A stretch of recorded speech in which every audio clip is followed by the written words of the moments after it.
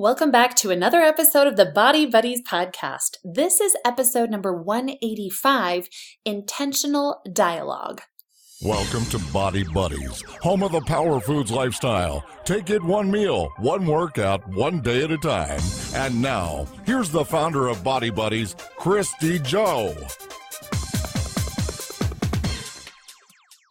In case we have not met before, my name is Kristy Jo. I'm a mind and body strategist who helps you bridge the gap between the science of optimality in nutrition and fitness and the reality of your day-to-day life and psychology. So if you are looking to lose weight, gain muscle, feel better, blast through brain fog, increase your energy, soothe digestive distress, and find a better and more healthy relationship with food, you're definitely in the right place.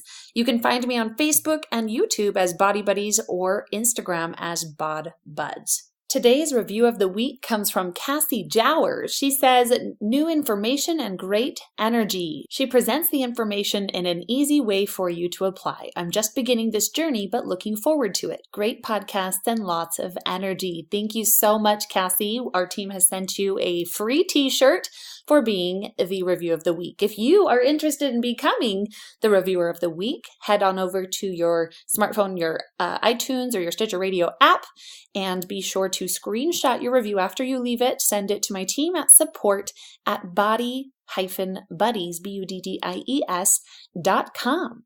Today, the podcast episode is kind of unique because I just let it rip. I have so many that are formal and recordings and actual trainings I want to give you, but I felt this was actually more important. And so I just turned on my little recorder and I'm talking to you while I'm getting ready for the day, because this is really a little bit more of the realistic day-to-day journey that each of you are on. And I'm very aware of that due to the fact that I'm coaching all day long. I'm having those one-on-one intimate personal connection times. And so, in fact, even before this went live, because I had it recorded for a few weeks now, I've sent it to many people, the raw, unedited kind. And I was like, listen to this. Like, this is what I need you to do. And I'm very vulnerable in it. I tell you about my story and what I deal with. And I hope you guys realize that I'm not this person who's just like perfect at all. And so often I surprisingly feel people who are relieved when they hear that I have my own version of difficulties or challenges that I have to navigate. And I'm careful never to take offense at that, because if you really put yourself in my position and you had people everywhere say, I'm so glad that you fall down. I'm so glad that you make mistakes, or that you aren't human. Like, it makes you so much more relatable. If you had people who were always applauding you for those things, it would be difficult. So I'm grateful that I'm of a mentally sound place, that I can manage that and recognize that people don't want to see me fail. It's just, it makes their own journey feel more relatable and help them not feel that they're a total lost cause. So if that helps you to know of my own personal vulnerability, I'm willing to do that. It does take a great deal of courage. So please know that. It does come at a small emotional cost, recognizing that I'm revealing so much of myself when, most other businesses in this industry aren't. And it's can be a very fake world. And so anyway, if you are a longtime listener and you have not yet left a review, that's probably one of the best ways for you to tell me and show me, like, if this is helping you, because I'll be honest, I've really considered stopping the podcast. I really have. And so this isn't like meant to be manipulative at all. I'm just communicating with you guys. Like, there's really, unless we get reviews, there's no benefit for me personally as a business to continue the podcast. And I will just focus on YouTube primarily. You won't see me as much on social media. And the biggest thing is because I want to live my life. I don't want to spend all my time consumed in social media. I'm spending most of my time in webinars and coaching people and inside my private Facebook groups, helping people make these changes. And so you won't see me as much on social media. YouTube and podcast are really the main platforms of free info that I'm going to kind of commit to. So I'm just communicating, letting you know where I'm at on a personal level. Dance is coming fully back into my life. And so there is some transition happening here. And I do want to keep giving you this value. And so the more you talk to me, the more you share, email me, tell me your thoughts. If you have a say, if you want to have a say, if you don't want to see the podcast stop or become like a once a month thing, I need to hear from you guys. So anyhow, heading into this very vulnerable, talking about toxic shame versus healthy shame, how to navigate the complexities within your own mind, and I hope that this is of value to you. So without any further ado, I give you the less filtered side of myself. Let's go. Hi, Body Buddies. I am getting ready actually right now while recording this, so you'll hear the sound of me brushing my hair and curling it. Now, I am sitting here in my sports bra getting ready, and I just went through about 5 minutes of some inner dialogue around my body, and finally got to a point where I'm like, this is exactly what people need to hear. This is the place where the game is won or lost in the head. I can sit here and talk to you guys about macros and calories and inflammation and microbiome and oh my gosh, like all the science of nutrition. And that's cool because that makes a big difference when we are mentally desiring to apply it. But the problem is, what happens when we get to a point of wanting to sabotage, when we get so emotionally frustrated and upset that what's the point? What's the point? Because we're still frustrated, we're still upset, right? So let me give you a little background so that then as we go into this inner dialogue navigation, this will make a little more sense. And my greatest hope is, even if you don't resonate with some of my thoughts and feelings, I'm going to try and present it to you in a way that it will be of value. So I am dancing. I am performing a dance solo in about 3.5 weeks. So I want to feel very trim. I want to feel very light, very agile. I'm not working for a number on the scale. However, I have dialed in and out my body so many times that I know that I will feel very, very light and agile around 141 pounds. Well, my typical carrying weight is somewhere between 147 and 150. That's a very comfortable, still Power Foods lifestyle, but maintenance calories, a few extra portions of fat, an occasional non-strategic carb, but still very, very Power Foods lifestyle, still very, very good training. And so the difference is tightening up on my non-strategic carbs. They get kicked out entirely.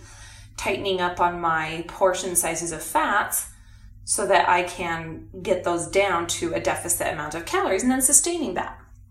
Well, my body, in my opinion, was awesome in January because I did a photo shoot that I had prepped for 4 months. And I was down at that for my body, for my height, for my level of body composition, genetics. Please recognize why I'm setting it up like this, because I don't want you to compare your weight to mine and either A, it's cool or not cool. Every person's scale weight is completely arbitrary until you really understand the structure behind it. Okay. So by me saying 140, don't you dare put that in a leveraging scale against yourself, either pro or con. Okay. I mean, you're going to do what you're going to do. I'm just saying, be careful about that. So hairspray. So anyway, I was doing awesome. And then January came and business strategy, there were some things that demanded a lot more of my time, a lot more on the back end. And so it got very stressful. We got headed back into dance, started dating somebody. It got a little crazy. And so all of a sudden, my very tight focus slowly began to evolve. And that's what usually happens to us. It's not like you wake up one day and you're like, I just don't want to try very hard. It's the simple things. It's the one choice here, the one bite here, that 30 days later, you're like, oh my gosh, my body is not what it used to be. And so that has happened to me for the past 2 months. And I've been, because I'm extremely hyper aware of everything in my life, I knew what was happening, but I didn't have the motivation to get in front of it just yet. I knew I would. I just didn't know when that would happen. And so all of a sudden I get this phone call in March and I'm asked to guest perform. And I'm like, oh my gosh, there's the motivation I was needing to get this, dialed back in. Because the fact is, while yes, I'll be honest with you, I like the cosmetic aesthetic look of my body around 140, 142, the way I feel. And for my scoliosis, I know I talk about it a lot, but the fact is I deal with a great deal of pain every frickin' day. It's hard. I try to have a good attitude about it. I try not to show everything. I try to open up a little bit about it. But the reality is, if you hung out with me for a full day, you would see the reality of what I deal with. And it's hard. It's really hard. And so I knew that this would not only be physically taxing on my body to perform for this concert, but also that I would psychologically have to prepare for it. So anyway, I feel better when I'm at a lighter weight. My body has less inflammation. It has less gravitational pull on my very misaligned structure. I just have realized that's where my body feels awesome. I can do more. I can leap higher. I can turn more. I feel like an agile firefly versus a kind of weighted down clunky lunky. So I like to feel light and agile. It feels great. So anyhow, I decided to get in front of this. And so I have been dialing things in for about 2 weeks now. Now, here was the frustrating thing.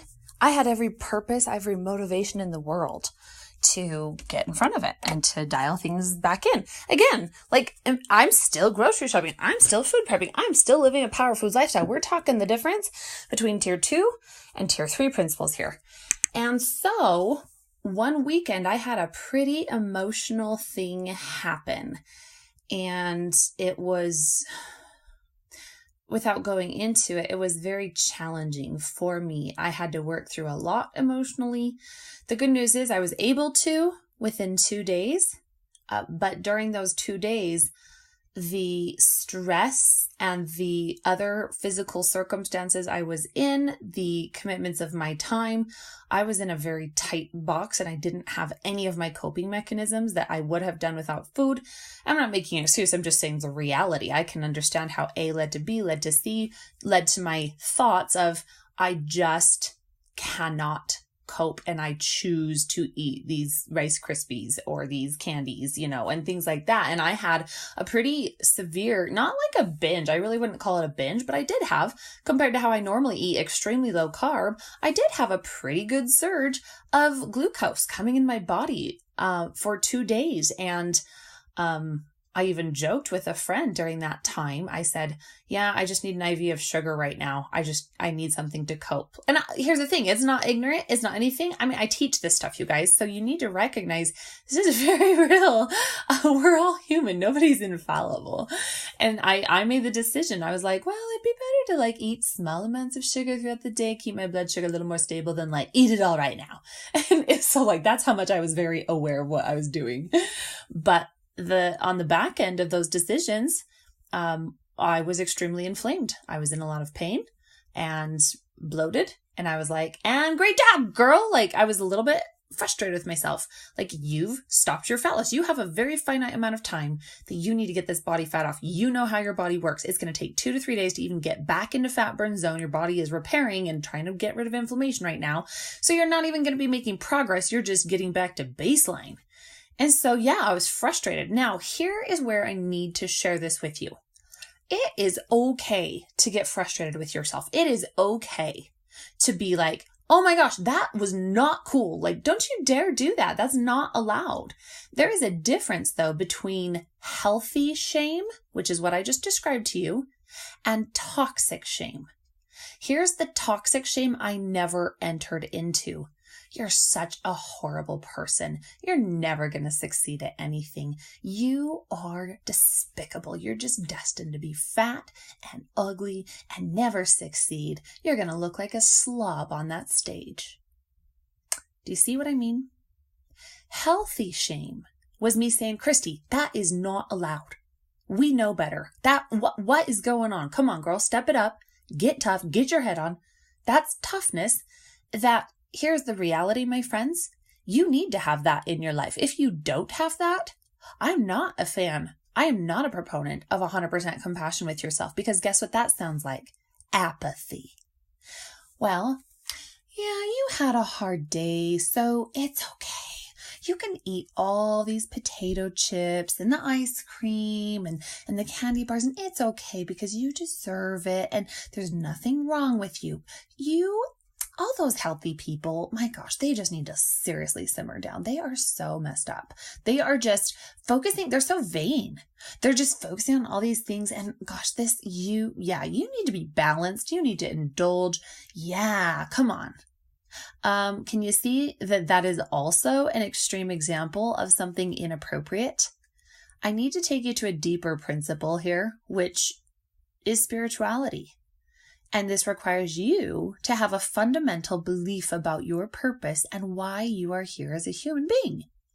And without that essence of spirituality in your life, I don't know what your foundation is. I don't know what you have to base any of your thoughts, actions, behaviors off of. And so honestly, if you're struggling with your food and you don't have spiritual base, I'm going to say, stop working on your food, get your spirituality in check. And then I promise you will have a very much more easy time with food. That was great English. So the other internal dialogue includes, I've been back on my A game for like 5 days now. And so I'm sitting there looking at my stomach being like, imagining what it looked like in January at 141 pounds. And imagining, and then all of a sudden I like fast forward to present. I'm like, oh my gosh, like you're so not there. Like, oh my gosh, you're so far. And it's like, right? Like those, And this is very real. And I know this happens to so many of you as well, which is why I'm sharing this very intimate, authentic part of myself with you. Of course, when I'm dialed in and everything's awesome, yeah, of course I have body love. Of course I have self-love. But when things aren't, when I'm frustrated with the patience of perseverance. Now, another thing I remember thinking as I was heading in to curl my hair was, it's funny how so many of my clients are like, I'm so frustrated with the scale. And I'm like, I know that feeling. And you're not frustrated with the scale. You're frustrated with yourself because you're not doing everything that you need to be doing. And then other people pull this psychological extreme, which is, oh, well, why should I have to do everything perfect in order to succeed? Because that's not fair. This person can do this much and they get results. So why do I have to be perfect? It's not fair. I'm never going to get there. So give up, sabotage. Can you see all this? Oh my heavens. It's so psychologically fascinating to me to study the human mind and how it relates to our nutrition choices, especially when you factor in the social scene, you factor in spirituality, you factor in mental resiliency, and honestly, I'd say 80% of my time spent with my clients is in the mental discipline acquisition through teaching them mental discipline tactics and techniques. Very little of our time is spent on nutrition and fitness. That's really, you guys, it's so simple. If you work with me and you get a plan that you get enough contact with me, we're going to blast through that so fast. And you're going to be like, oh my gosh, why have I wasted 20, 30, 40, 50, 60, 70 years frustrated and not knowing what to do? Like, just do yourself a favor. If you're in that boat, just get on my boat. Get under my wing, invest in yourself, and get rid of the frustration there. Because we have to get rid of that foundational base before we can even approach the psychology and the emotions and the spirituality and the mental discipline. So anyhow, let me think any last thoughts. So yeah, I was thinking the acceptance of time and patience in regards to changing your body. So some of the other thoughts I navigated through included, all right, Kristy, no, you're not there. I believe you can arrive at that time.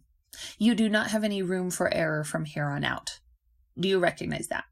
This is the conversation I'm having with myself in the mirror. Do you recognize you have no room for error? What is the mindset? And I project through the next 3.5 weeks, which includes, travel every weekend, judging dance competitions, back-to-back client appointments, punching out a new program, and teaching dance. And preparing my solo. Oh my gosh. I mean, I'm not productive with my time at all.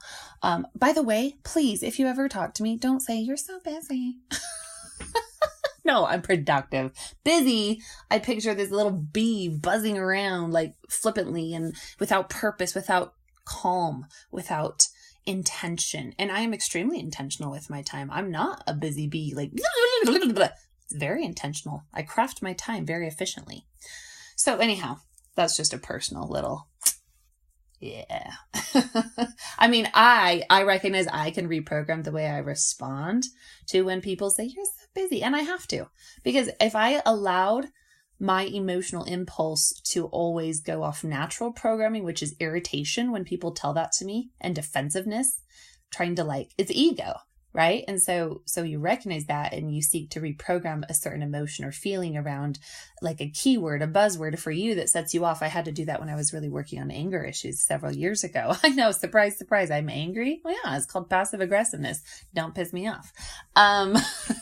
No, I'm much more grounded now, and I've loved working with my team, really building me up. Since summer of 2017, I've been on a very aggressive personal journey, spiritually, mentally. I've had a therapist, I've had a spiritual coach, and I've had a mental strength coach. And yeah, it's expensive to hire these types of people for your team, but I know that that's an investment in myself, and I wish the highest quality of life and for me to be a greater impact on the world. I saw the value in that, and I'm very grateful that I have done that, as I have felt the change, and I've gotten great feedback from people very close to me, as well as people who are just kind of on the outside, social media, whatever. So anyhow, back to this whole dialogue. I accept the fact that there's no room for error. I commit to the mindset of what is needed in terms of, okay, I can't have that extra serving of fat at my breakfast. Like, I would love to cook all my veggies and my eggs in butter and put guac on top and have the egg yolks. But if I'm following the strategy of the rest of my meals of that day, I don't have a caloric deficit if I do all of those fats. Now, please do not take that out of context.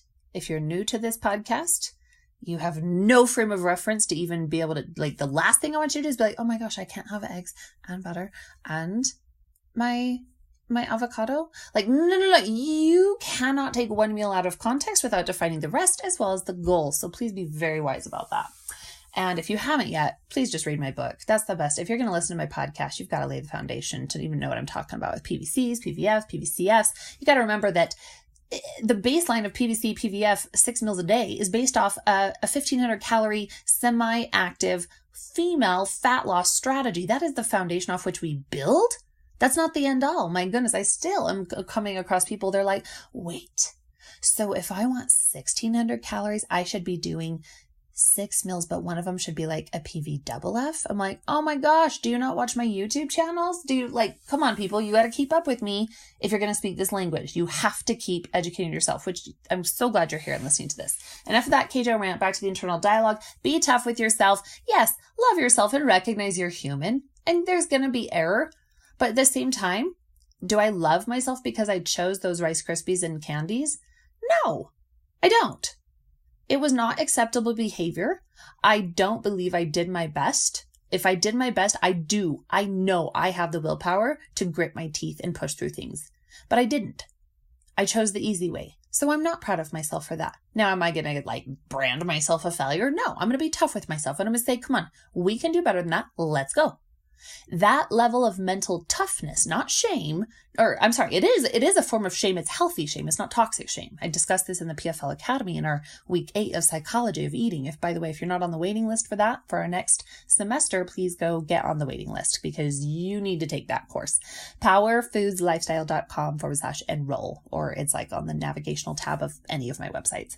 So you need to be tough. You need to be strong with yourself. And if you want to accomplish anything in life, darn well pull out that toughness. This whole notion worldwide that's grown into this apathetic self-love and compassion, I do embrace a portion of it. But the problem is I see a trend where those demographics of people who are embracing or over-embracing compassion and self-love are those who are not acquiring any mental discipline tactics. So of course it would make sense to be compassionate to defeat the very rude voices. But until you are learning and acquiring the rules and the tools of the battle, then yeah, you're just going to be left to run away from the battle. No, get some tools and go into battle. You were born to battle. You were born for the sake of developing your spirit, your mental capacity, your strength, your resiliency.